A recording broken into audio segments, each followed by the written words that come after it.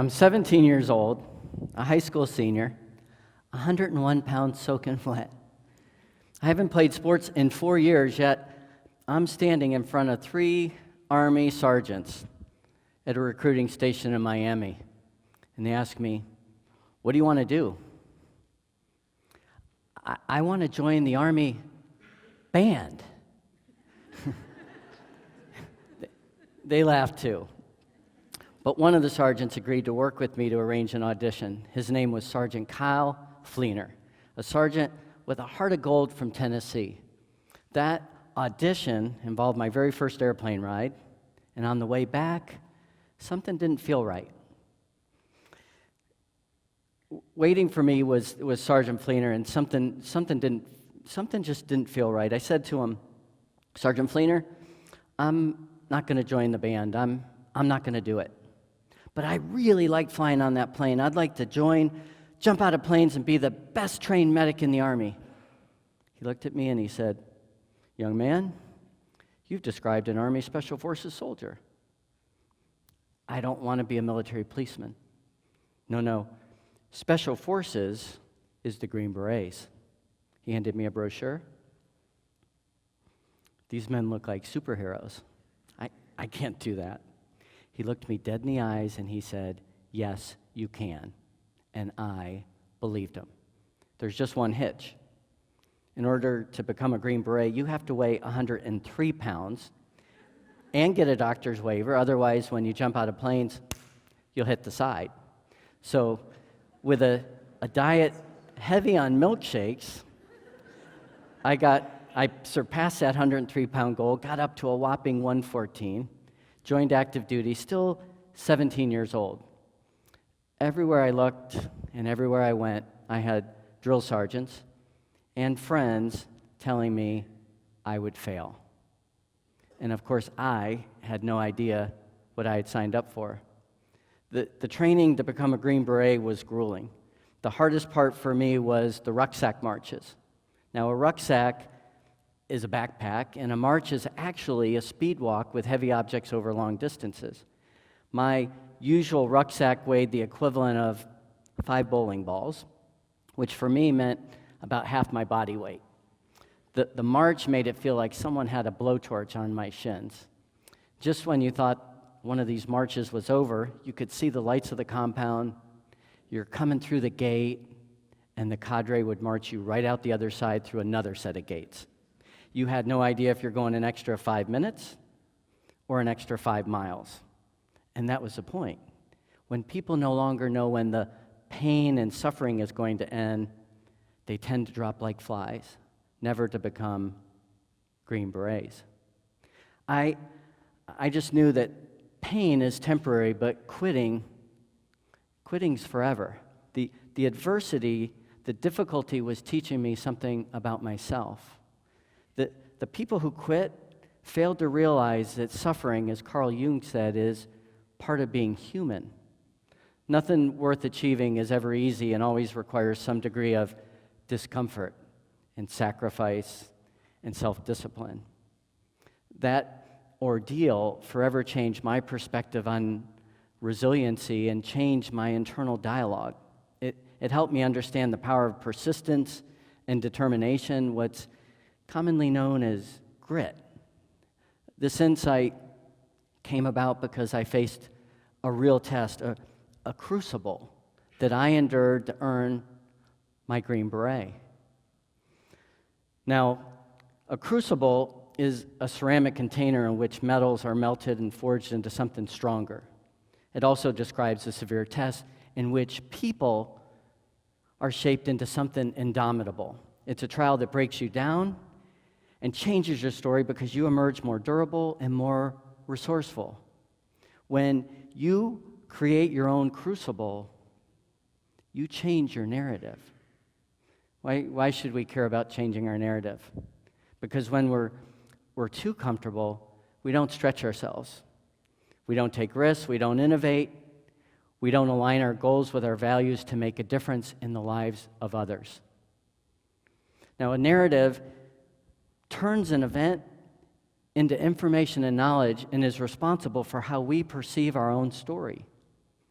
We cannot wait nor depend on institutions to fully prepare us for what lies ahead. The responsibility does not belong to family, friends, school, work, or the government. Our obligation for future impact is our personal responsibility.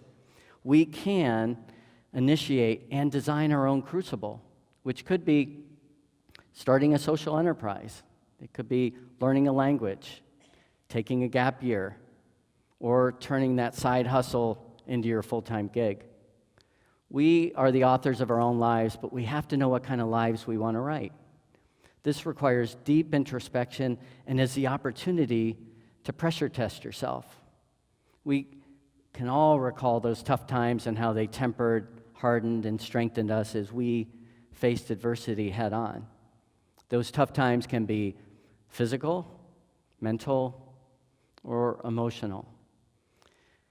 I lead expeditions with executives and military veterans all over the world. They're harsh tests intended to push people from their comfort zone so they can reflect and focus on what's next. Now, picture Patagonia, the iconic mountainscape with Mount Fitzroy towering above ancient glaciers and rocky moraine. You're part of a 12-person team standing on a glacier. The wind is really whipping. It's mostly cold, but sometimes it's baking hot with the glaring sun and all the gear. You're in snowshoes, you're roped in, you're hiking in a trance-like cadence across a glacier that seems to go on as far as the eye can see. We have 50 more miles to go. The only sign of life in a week has been a single bumblebee that buzzed down the line. All of a sudden from the front we hear, "We're at the Poner! We're at the Poner! The point of no return!" Got it. 3 days that way, 3 days if we turn around, it's too windy for choppers. What it really means is if anyone gets sick or injured on that glacier, the evacuation would be arduous to say the least. And that's when it hits us. Our personal goals may not be heroic enough. We discussed it and it was unanimous. We all need poners, a no coming back commitment like quitting that job you hate with no backup plan. It was the realization that when we push ourselves to the limit, it changes us and we can actually edit our own narrative.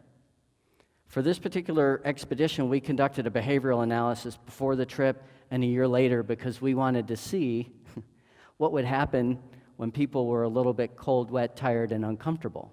Did it change perspectives on resiliency? And what we found was fascinating, and this is a big deal.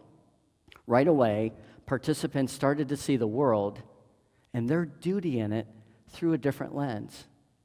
Their drive for success and their willingness to overcome obstacles changed significantly, and it persisted. In fact, right away, participants started to focus on work that had more purpose and meaning. Now, if an experience like this can provide the boost veterans need to make a powerful transition to civilian life, think about how creating your own crucible can reveal a new path forward. Now, another one of those tough times was a mental one. When I started my own business, after years on the hamster wheel, I decided to take a solo hike on a remote section of the Colorado Trail to really focus on my business. The hike was tough. I saw 9 people in a week, and most of the 20-mile days I spent really just thinking about where I was going to put one foot after the other on the rocky terrain, looking at what seemed like an endless series of mountains. I journaled every evening, and when I returned home, I handed that journal to my wife in utter frustration. The journal hardly reflected anything about my business, yet it revealed my purpose in a very unique way. It was all about how selfish I felt. It was all about how much I missed my wife. It was a love story. This solitude allowed me to hear the unheard, which was what I needed to do. Creating my own crucible allowed me to align the business with my values. and helped me understand that competing values is what makes forward progress challenging and decision-making difficult. What do you need to start doing, and more importantly, stop doing to hear the unheard? Now, there's always a lesson to learn if we're intentional about finding them, and one of my toughest times was also one of the most emotional. When we dropped our son off at the United States Military Academy at West Point, the priest thanked the parents for giving their sons and daughters to their country in a time of war. Shortly thereafter, 1,000 new cadets were marched through these two huge doors. The same threshold that Patton and MacArthur and Eisenhower had crossed. And I thought, holy cow, in 4 years when my son comes back through those doors, he will have transformed from a boy to a man, from a cadet to an Army officer. In 4 years, how is my life going to be different or the same? What sort of environment must I create for myself to realize transformational growth? So I took a page from the military's process for reflection, the after-action review. What shall I sustain? What shall I improve? Based on what I've learned, what changes are needed? And this exercise helped me take an inventory of my priorities and understand I needed to slow down to speed up. When you think about your own goals over the next 4 years, what will be the catalyst for your unwavering focus? Creating your own crucible, there are really 3 ways to change your narrative. It's about knowing which questions to ask, having the courage to answer them, and the audacity to act. First, ask. For your own Poner, are you choosing to play big ball or small ball? Your point of no return means there's no turning back, and when your goals are aligned with what you hold dear, quitting isn't an option. Answer. Just like the Solitude of the Colorado Trail, it's about hearing the unheard to overcome your own negative self-talk. Do you have clarity when it comes to your own aspirations? Act. Just like those doors at West Point represent passageways, not endpoints, so must our own path. As you journey forward, what's needed to muster the courage to move beyond the status quo, to turn your aspirations into action? Now, this isn't about singing Kumbaya and navel-gazing. The shift is to move from knowing all the answers to having the best questions. You can stretch yourself without climbing a glacier, and you can create commitment without traveling afar.